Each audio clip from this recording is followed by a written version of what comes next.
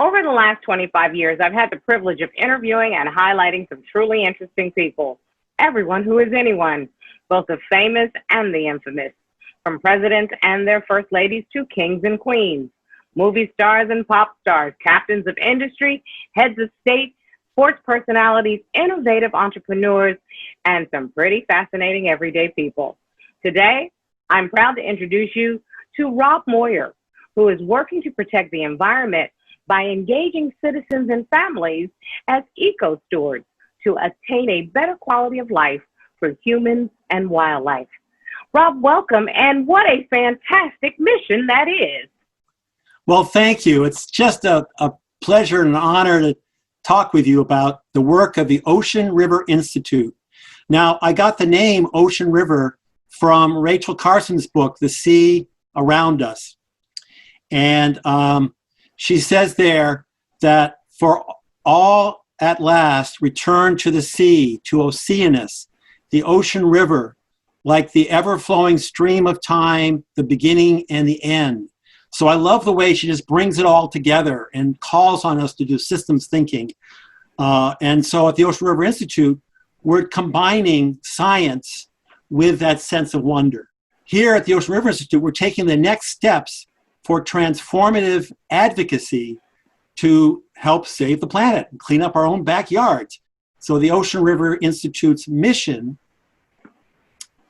is to provide opportunities for individuals to make a difference and be savvy in their stewardship of taking care of our planet to make it healthier for all.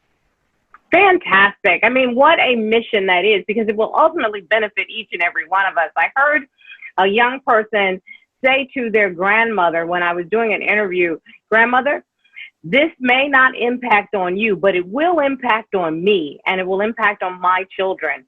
And so it's important. And I just love that the Ocean River Institute takes it just that seriously. Can you tell me some of the current goals that the Institute is working towards? Yes. So if you look at our homepage at oceanriver.org, you will see photographs of 6 different campaigns. And 2 of them I'm spending the most time on. And that is, one of them is plastic pollution, how to stop that. And the other is for having healthy lawns that are helping to restore our climate. In Congress in Washington, they're working on a break free from plastic pollution bill, and it's in committee. And so we have put together a petition letter supporting that. And we have about 40,000 people who subscribe to the Ocean River Institute, and they get the petition in the email. And maybe 2,000 sign it. 1,000 take the time to write a comment, to tell us why it's important to them, and what would life be like if they passed the bill. And so all those comments come back to me and these college interns that I employ, and we curate them so everyone sounds good, and we sort them by state and pretty much by political districts. So you can go onto the website and see what other people in your state are saying, and you can see what they're saying out in Hawaii or Maine or wherever it is. And then we are also tracking that the bill is now in a committee. And so the members of that committee are deciding how to put the bill together and to move it forward. So we are looking at community groups in those districts of those 12 individuals and getting them to develop their voice to speak up more for that, because legislators love to serve their constituents. Yes, indeed. And you know what's interesting about that is you are meeting people where they are so that they can help themselves. I'm very impressed with the manner in which you are actually putting the mission to work. Yeah, they're so excited because they get an opportunity to, write to the president or their congressman, and then we help them sound really good. So they're just thrilled that they can get the ear. And, speaking of that, what are some good ways that viewers can act as responsible stewards of the world? Because it is absolutely our world. And if we want it to be something that is sustainable, we're going to have to do it. So what do we need to do? Right. So that's the other campaign. It's right in our backyards, in our front yards, we have lawns. And lawns, grass lawns, are getting a bad rap for over-polluting and needing lots of water. But it's not the grass's fault. It's that we're putting on the pollution. We're paying to buy bags of fertilizer and Roundup and chemicals. And if you stop doing that, then the grass seeds, the grass plants, grow down into the soil. If you're putting all this food on top, they're very thin and sparse. They green up quick, but they're very much easy to chew on for pests because they're thin and sparse, so there's lots of real estate for weeds. So if you just stop all that and let the roots go down, then the worms and bacteria and fungi get in there and start. It's a whole symbiotic relationship of the rhyosphere, the world of the microbes. You know, that's very interesting because as you were talking, I was sitting here thinking, there are some of the great, wonderful jungles and forests of the entire world, all over the world, and they don't need any help to grow healthily. And the whole lawn care system is like, you treat your lawn like your automobile, let us look under the turf and we'll fix it up for you so it'll hum like, you know, and it's like, no, step away from the grass. It's natural. Let it do its thing. And I think you were going to ask me about what are the benefits of having these lawns like that. And that is that, you know, the grass is taking carbon out of the air through photosynthesis and pulling it in and making it into sugars and starches. And it actually pushes liquid carbon out of its root tips to feed the bacteria in the microbial world down there. And it's creating soil. So the best way to store carbon is in our soils. And when you walk on the grass or when you cut the grass, that stimulates it and speeds up the catching of the, taking the carbon out of the air and putting it in the soil because they're photosynthesizing more and everything's growing more. Rob, in your opinion, what is the most important part of environmentalism? The most important part of environmentalism is to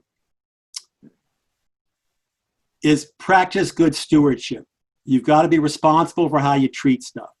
And don't pollute. You don't have to find a reason not to pollute. If you don't want to eat it, don't put it in the ground. More fish are dying from pollution than the fishermen. And so we avoid responsibility by pointing to other people. So, sir, we want to help. How can viewers contribute to the goals of the Ocean River Institute? Yes. So please visit our website, www.oceanriver.org, and get involved in one of the things, one of the campaigns. Start, let us help you develop voice, get the word out. This is what it takes. You know, we pointed out that there were obstacles. We pointed out that there are lofty goals. You pointed out that there's so much work to be done. So, Rob, I have to ask you, what keeps you motivated to continue this all-important fight for our world? Two things. One is the relationships with people that you develop along the way. And working together, you know. And so I go down to Washington. I always get my meetings with the legislators because they'd much rather talk about the oceans and watersheds than war taxes and healthcare. And I'm going to stay on topic like that.